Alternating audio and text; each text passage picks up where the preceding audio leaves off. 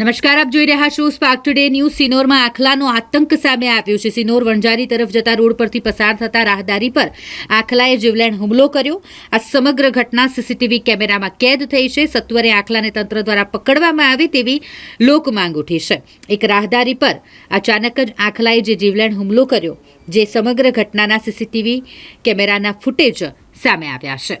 આજ રોજ હું મારી ઓફિસે જતો હતો. એ ટાઈમે સવારની અંદર સલીમભાઈ મંસૂરીએ જે માછીવાડ કુમારવાડાનો રસ્તો છે ત્યાં આગળમાં હું આગળ ચાલતો હતો. મારી પાછળ આવીને આખલાએ મને ઉચકીને ફેંકી દીધો અને જેથી મને હાથ અને પગમાં તેમજ માથાના ઉપર ઈજાઓ થયેલી છે.